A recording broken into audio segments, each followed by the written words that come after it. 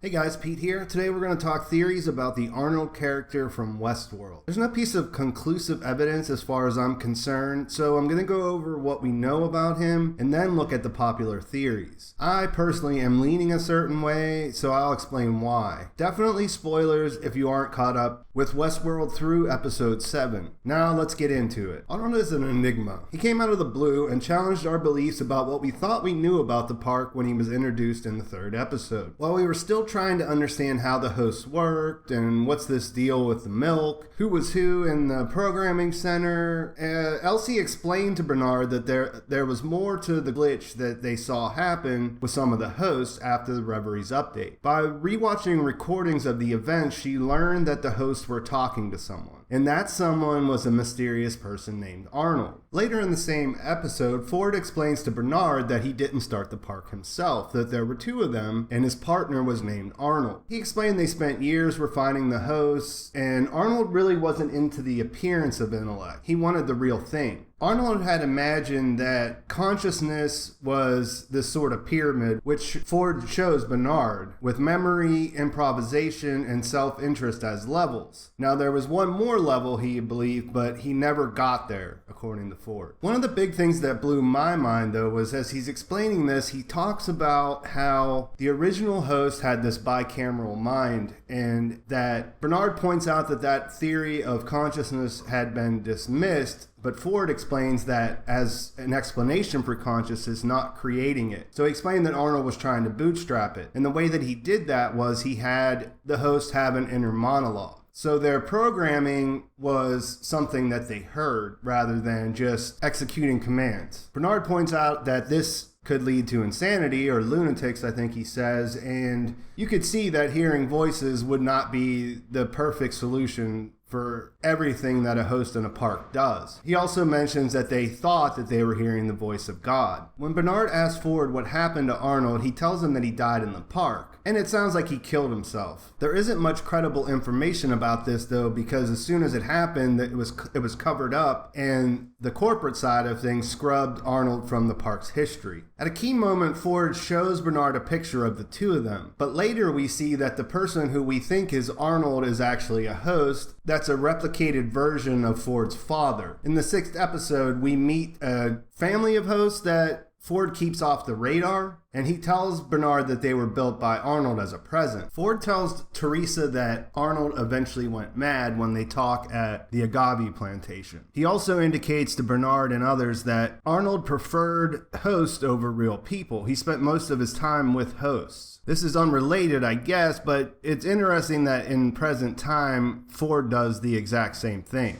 In the 5th episode, Ford has a conversation with the man in black who's been looking for a deeper meaning to the park. He believes the maze is the key to this, and when Ford questions him about whether if he wants to know the moral of the story, why doesn't he just ask? The man in black says he would have to have a shovel because he'd have to dig up the person that died 35 years ago. Now, he doesn't explicitly say that was Arnold, but it fits in with everything else that we know about him, so we assume that's what happened. This is also further backed up by Logan, who says that, there was 2 of them and one of them died, and they can't find anything out about him. From Logan, we get the idea that the park was hemorrhaging money because of Arnold's scope and the things he wanted to do. The man in black implies that the park was about to go under as well, and he says almost, but not because of me. So basically he implies that he saved the park in one way or the other. So we know the hosts are talking to Arnold, or at least they think they are, and then we find out from Elsie that someone was using the old system to change the host's directives. When Bernard asks who, she says it's Arnold. This could mean that he's still alive, but it could also mean that his consciousness lives on in the park system some way. I'm going to leave that alone for now so we can get into the different theories about who Arnold is, but it's important to remember that she actually disappeared or was abducted right after she found out this information. The first idea about Arnold is that he actually didn't kill himself, but that Ford killed him. There's a lot of different ways where this makes sense, but basically, we're led to believe that Arnold wanted to create consciousness and Ford was against that idea. Now, this could be because Ford wants to be God and have total control. We really don't know. But like I said, this is what we're led to believe, that Arnold had this idea of creating consciousness, which for whatever reason Ford thought was just the worst idea in the world. After seeing him kill Teresa in the latest episode, it's definitely something that we're led to believe he might do. The next idea that gets thrown around a lot is that Arnold was never a person at all. He was actually an assistant or a host that Ford built for some reason that he went too far with, and once he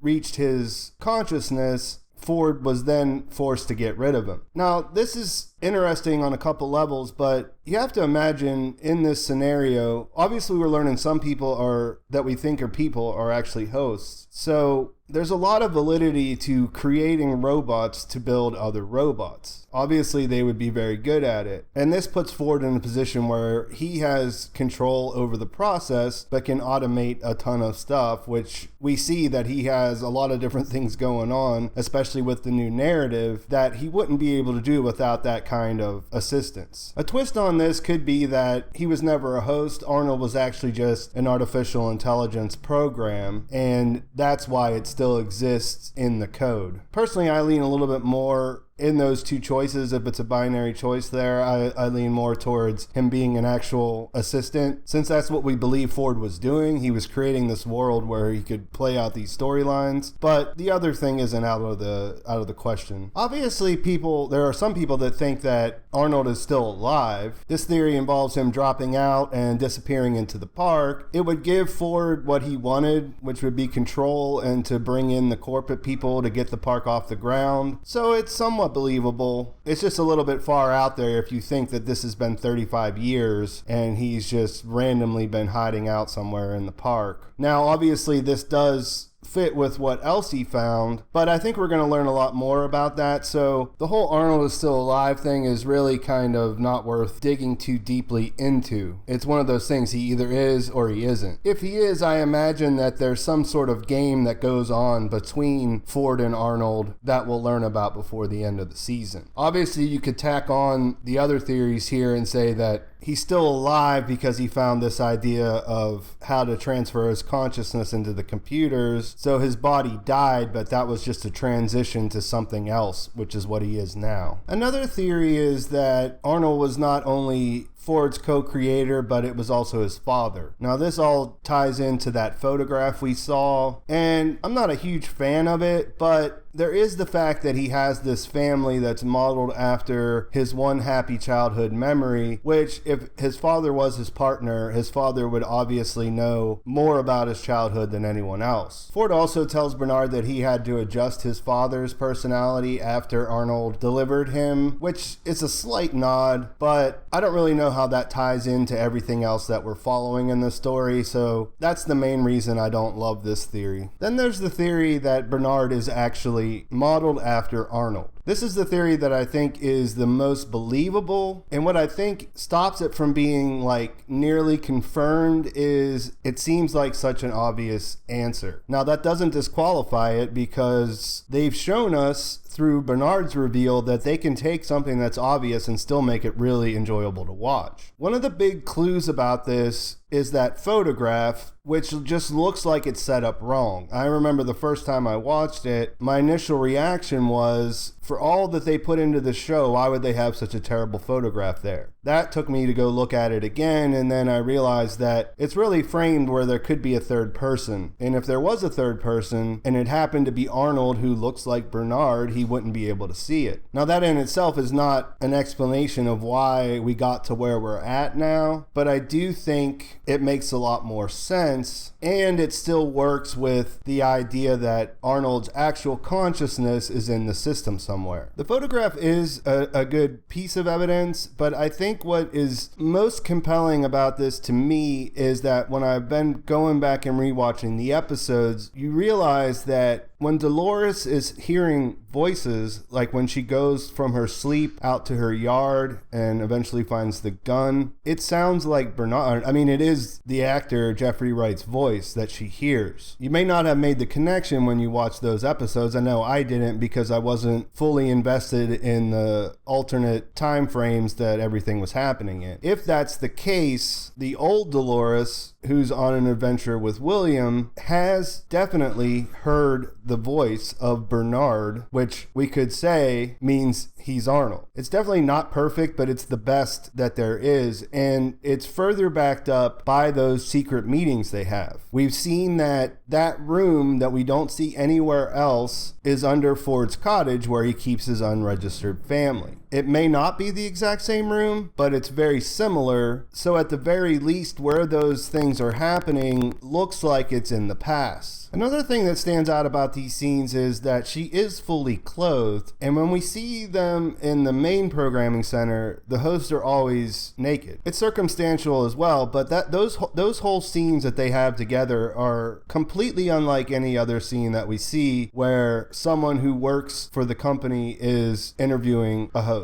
Now, there's a lot of creative editing in this show, which makes everything very confusing. I think it's set up that way because they know people are going to wonder about this or that. So this obviously takes a bit of disbelief about how the scenes are arranged in present time. In retrospect, after finding out Bernard is in fact a host in present time, it kind of makes the whole conversation they have about her becoming conscious a little strange. If Ford has total control over Bernard, why would he have that be something that could possibly happen? I mean, in the present day, he can literally put Bernard into analysis just like they do with Dolores. Those are the most common theories, and there's a lot more evidence that we can talk about in the comment. For example, several people brought up the idea that was on Reddit a while ago that the name Bernard Lowe is an anagram of Arnold Weber. So yeah, there's that. There's just a ton to speculate and just massive room for random speculation. So if I don't stop here, then we'll end up in a rabbit hole and the video will last forever. There is a part of me that questions what we know about Ford, and I think the disagreement between him and Arnold is the most important part of figuring this out. Unfortunately, we're not really going to get that though, or get there, because Ford is in a position where he's the only one who could give up the true story. Of course, Maeve and Dolores could figure it out, but they're ultimately under his control, so what are the chances? One point that we should keep in mind is that for a guy who knows everything about the park, the show has led us to believe that he doesn't fully understand the maze. This would lead to a whole different video if I really get into the maze stuff, but we had that scene where he is in his office and he pulls out that old sketchbook. Whether that was misdirection or not, he looked like he was trying to figure things out. Like he looked like he was bewildered. Most of the evidence here doesn't make any sense if there aren't two distinct stories happening at different times. For example, if Bernard is a host version of Arnold, we would need those conversations he has about the maze to be in the past. This has to be Arnold, or at the very least an older